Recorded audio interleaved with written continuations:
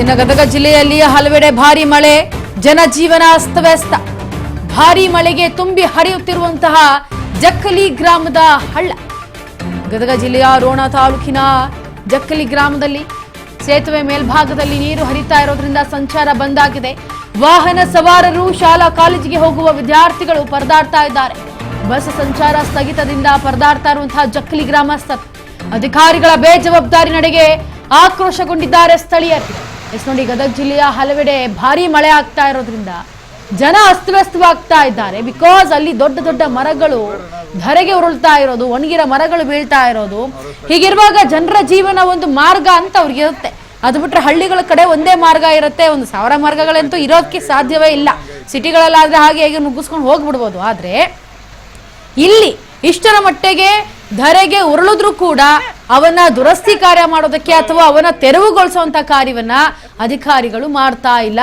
ಹರಿತಾ ಇರುವಂತಹ ಜಕ್ಕಲಿ ಗ್ರಾಮದ ಅಗಸರ ಹಳ್ಳ ಏನಿದೆ, ಅದನ್ನ ಅಲ್ಲಿ ಬಿದ್ದಿರುವಂತಹ ಒಂದು ಮರವನ್ನ, ಆ ಮರದ ರೆಂಬೆ ಕೊಂಬೆಗಳನ್ನ ಎಳೆದು ಅಲ್ಲಿನ ಗ್ರಾಮಸ್ಥರು ಅದನ್ನ ಸರಿಪಡಿಸ್ಕೊಳ್ತಾ ಇದ್ದಾರೆ, ದಾರಿಯನ್ನ ಸುಗಮ ಮಾಡ್ಕೊಳ್ತಾ ಇದ್ದಾರೆ.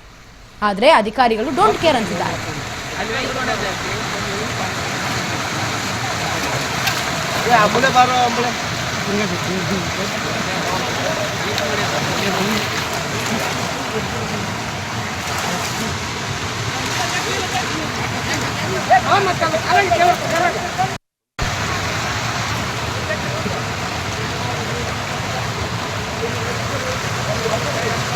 ಪಾಪ ಅವರು ನೋಡಲ್ಲಿ ಮಾಹಿತಿಯನ್ನು ಕೊಡೋದಕ್ಕೆ ನಮ್ಮ ಪ್ರತಿನಿಧಿ ಶರಣ್ ದೂರವಾಣಿ ಸಂಪರ್ಕದಲ್ಲಿ.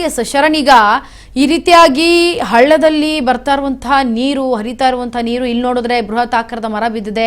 ಅಲ್ಲಿನ ಗ್ರಾಮಸ್ಥರು, ರೈತರು ಎಲ್ಲರೂ ಸೇರಿ ಒದ್ದಾಡ್ತಾ ಇದ್ದಾರೆ ಅದನ್ನ ತೆಗೆಯೋದಕ್ಕೆ. ಯಾಕೆ ಅಧಿಕಾರಿಗಳಿಗೆ ಈ ತರ ಮಳೆಗಳಾದ್ರೆ ಈ ರೀತಿ ಆಗುತ್ತೆ, ಅವಾಂತರಗಳು ಬಂದಲ್ಲಿ ನೋಡ್ಬೇಕು, ಅಥವಾ ಯಾರಾದ್ರೂ ಇನ್ಫಾರ್ಮೇಶನ್ ಕೊಟ್ಟಿದ್ರೆ ಹೀಗಾಗಿರುತ್ತೆ, ಏನಾದ್ರು ಒಂದಲ್ಲಿ ತೆರವು ಮಾಡಿ ಅವರಿಗೆ ಸುಗಮವಾಗಿ ಸಂಚಾರವನ್ನ ಮಾಡ್ಕೊಡ್ಬೇಕು ಅನ್ನೋ ಪರಿಜ್ಞಾನ ಇಲ್ವೇ?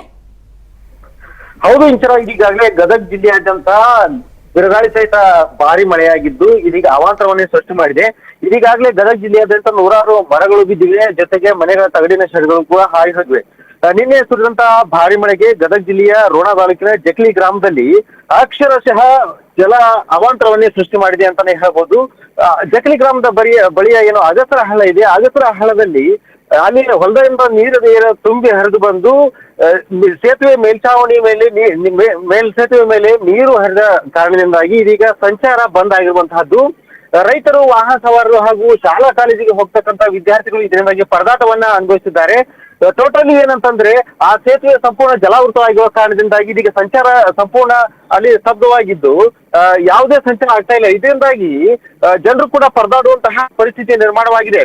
ಇಷ್ಟೆಲ್ಲ ಆದ್ರೂ ಕೂಡ ಯಾವುದೇ ಜನಪ್ರತಿನಿಧಿಗಳು ಇದುವರೆಗೂ ಕೂಡ ಅಲ್ಲಿ ಬಂದು ಏನಾಗಿದೆ ಅಂತ ನೋಡುವಂತಹ ಕಾರ್ಯವನ್ನು ಕೂಡ ಮಾಡಿಲ್ಲ. ಇದರಿಂದಾಗಿ ಗ್ರಾಮಸ್ಥರು ಆಕ್ರೋಶಗೊಂಡಿದ್ದಾರೆ. ಮಳೆ ಆದ್ರೆ ಸಾಕು, ಪ್ರತಿ ಬಾರಿ ಮಳೆಯಾದಂತಹ ಸಂದರ್ಭದಲ್ಲಿ ರಭಸವಾಗಿ ಹರಿದು ಬರುವಂತಹ ನೀರು ಹಳ್ಳದಲ್ಲದೆ ಸುತ್ತಮುತ್ತಲ ಜಮೀನುಗಳಲ್ಲಿ ಜಲಾವೃತವಾಗೋದ್ರಿಂದ ಆ ಜಮೀನುಗಳಿಗೆ ತೊಂದರೆ ಆಗ್ತಾ ಇದೆ.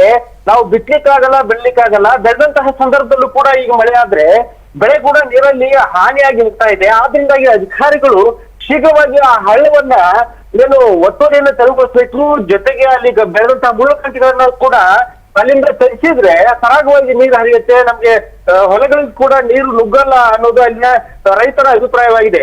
ಇದೀಗ ಎಷ್ಟೇ ಹೊತ್ತಾದ್ರೂ ಕೂಡ ಇಲ್ಲಿ ಅಧಿಕಾರಿಗಳು ಬರದೇ ಇರೋ ಕಾರಣಕ್ಕಾಗಿ ಜನರು ಕೂಡ ಆಕರ್ಷಿಕೊಂಡಿದ್ದು, ಇನ್ನಾದ್ರೂ ನಮ್ಮ ಹೊರೆಯನ್ನು ತರಾದ್ರೂ ಅಧಿಕಾರಿಗಳು ಇಷ್ಟೊತ್ತು ಸ್ಥಳಕ್ಕೆ ಭೇಟಿ ನೀಡ್ತಾರೆ ಅನ್ನೋದನ್ನ ಕಾಯ್ದುಕೊಳ್ಳಬೇಕಾಗಿದೆ. S Sharanu Doddur, thank you so much ನಿಮ್ಮ ಡೀಟೇಲ್ಸ್ಗಾಗಿ.